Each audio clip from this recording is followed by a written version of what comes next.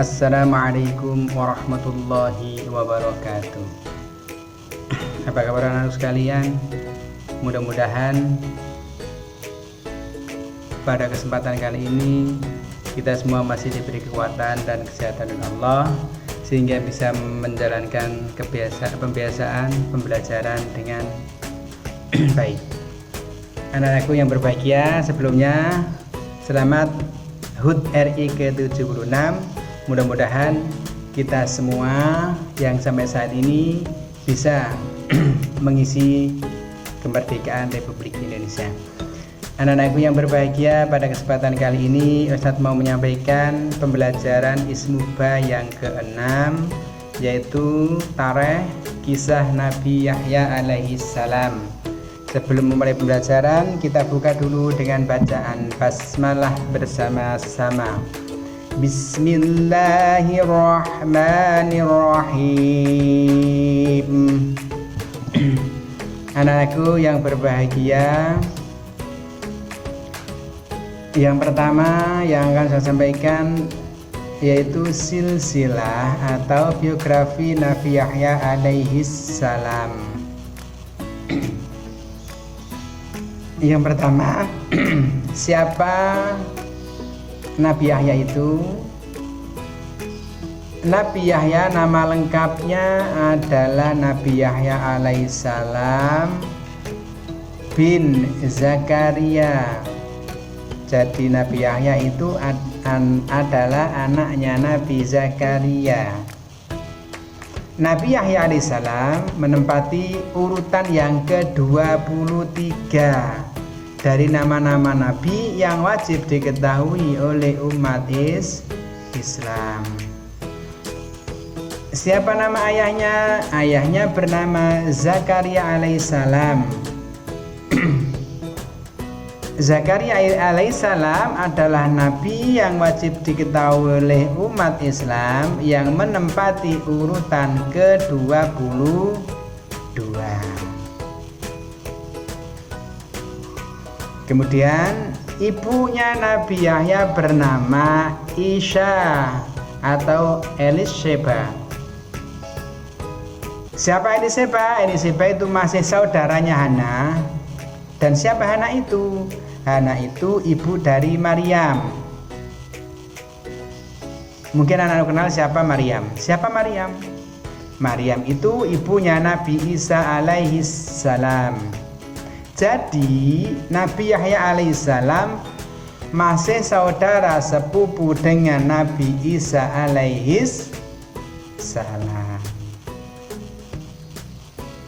Anak-anakku yang berbahagia, Nabi Yahya dilahirkan ketika orang tuanya sudah tua, kira-kira berusia 90 tahun. Mungkin bisa kalian bayangkan, usia 90 tahun ternyata masih bisa mempunyai keturunan karena anugerah Allah, karena kun fayakunnya Allah. Kisah Nabi Yahya banyak diceritakan di dalam Al-Quran surat Maryam. Anak-anakku yang berbahagia, berikutnya adalah kisah perjalanan dakwah Nabi Yahya alaihissalam. Nabi Yahya diutus oleh Allah untuk berdakwah kepada Bani Israel. Dan pada saat itu Nabi Yahya menetap di Yerusalem, Palestina.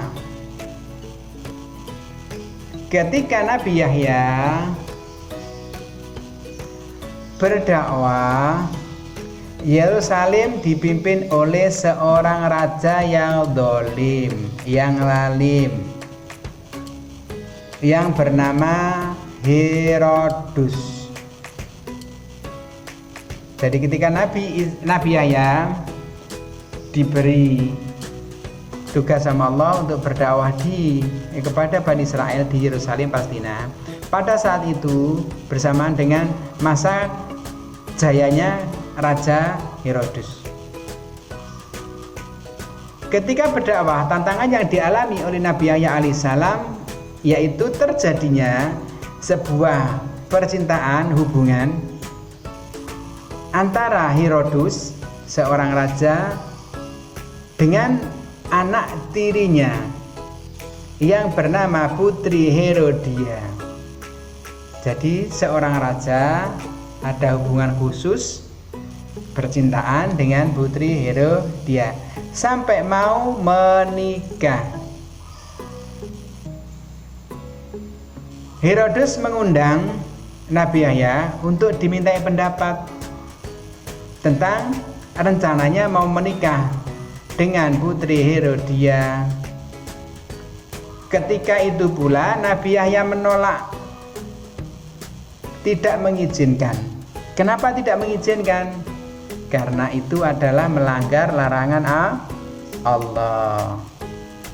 Setelah mendengar penolakan dari Nabi Yahya, Herodus dan Putri Herodia tidak senang keberadaan Nabi Yahya. Pada akhirnya Nabi Yahya alaihissalam dipenjara dan dipenggal kepalanya. Nabi Yahya meninggal dibunuh oleh Raja Herodus pada usia 32 tahun. Usia Nabi Yahya hanya 32 tahun. Jadi Nabi Yahya belum berkeluarga, belum punya istri dan belum punya anak.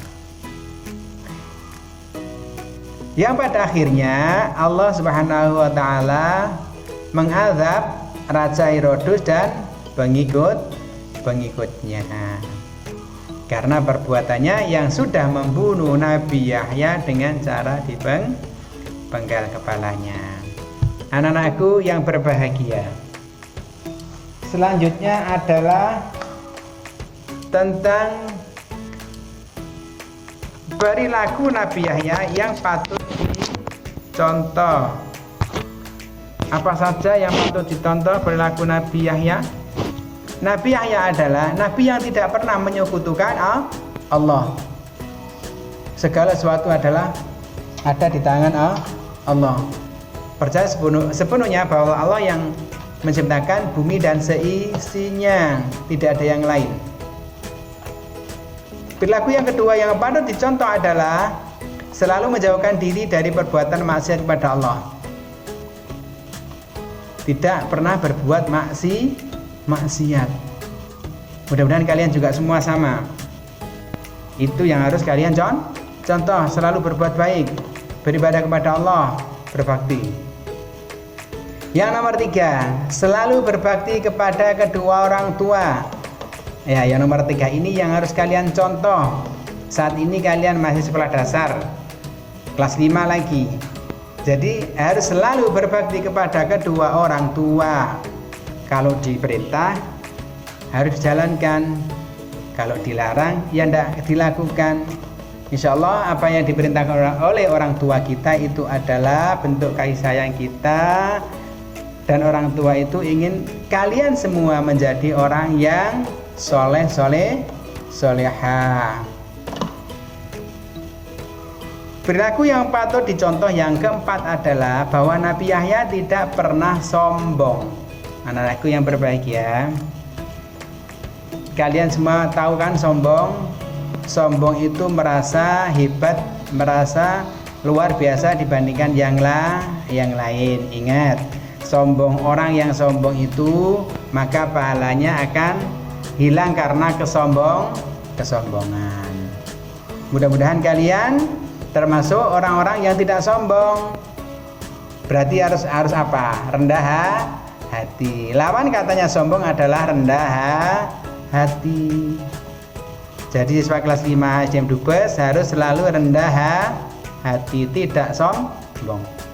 Berikutnya, yang patut dicontoh adalah selalu taat kepada Allah. Ingat, harus selalu taat kepada Allah. Yang pertama kita harus taat kepada siapa? Kepada Allah. Yang kedua taat kepada Rasulullah. Yang ketiga kalian semua harus taat kepada kedua orang tua. Itu tugas kalian. Yang terakhir Perilaku Nabi Yahya yang patut dicontoh apa? Nabi Yahya itu adalah orang yang cerdas dan pandai menahan hawa nafsu. Jadi anak-anak sekalian, kalian harus menjadi orang yang cerdas.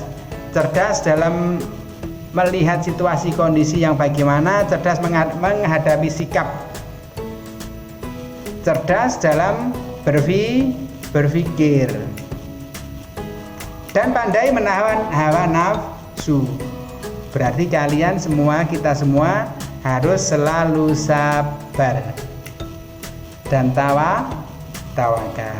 Tidak boleh gerusa-gerusu. Kalau mau melakukan sesuatu harus berpikir terlebih dahulu. Anak-anakku sekalian, yang terakhir, tugas mandiri siswa. Apa tugas kalian? Karena ini adalah kisah Nabi, maka tugasnya adalah menulis cerita Nabi Yahya, menulis kisahnya minimal 2 paragraf. Ditulis kemudian diupload di Classroom. Itu tugas mandiri siswa. Boleh melihat di YouTube, boleh melihat di Google, atau membaca di buku. Itu tugas mandiri siswa, menulis cerita kisah Nabi Yahya alaihissalam. Anak-anakku yang berbahagia, itu yang bisa Ustaz sampaikan dalam materi kisah Nabi Yahya. Kurang lebihnya Ustaz mohon maaf. Ustaz akhiri dengan bacaan hamdalah bersama-sama. Alhamdulillahi Rabbil Alamin. Wassalamualaikum warahmatullahi wabarakatuh.